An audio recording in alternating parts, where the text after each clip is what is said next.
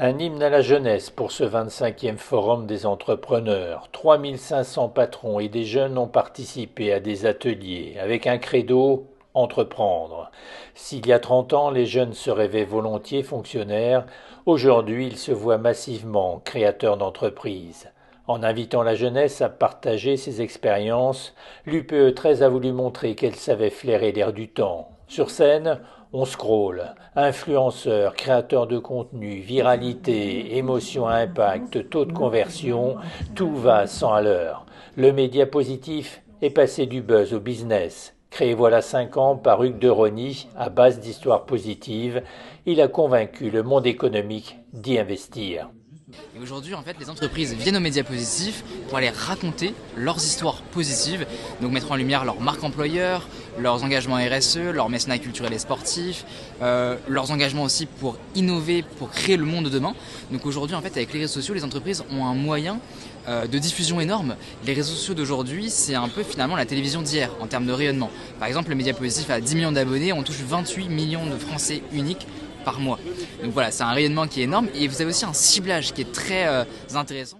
Mais si l'on n'a pas les codes, comment s'y retrouver dans la jungle des réseaux sociaux, investis par de multiples créateurs de contenu et de médias? Il n'y a rien de mieux que de passer par une agence, parce qu'une agence, elle connaît son métier. Nous, on est nous-mêmes créateurs de contenu, mes associés et moi, en plus de gérer des créateurs de contenu et de gérer des entreprises qui travaillent avec des créateurs de contenu. Donc, on connaît très bien ce milieu-là. Et c'est vrai que quand on ne le connaît pas, on peut prendre un peu au pif les mauvais créateurs, parce qu'on va dire, tiens, il a tant d'abonnés, donc ça va marcher. En fait, non.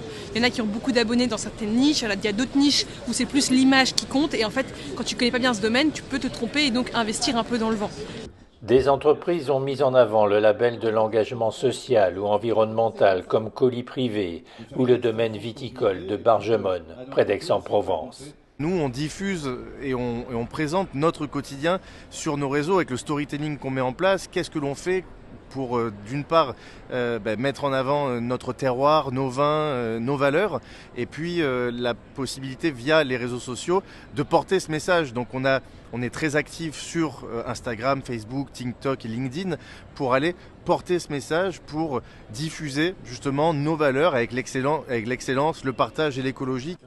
Du positif toujours, avec ces jeunes qui ont repris confiance grâce à une association et ont rejoint Cage ou l'AMU. Ce forum a pu donner du tonus dans un contexte politico-économique complexe.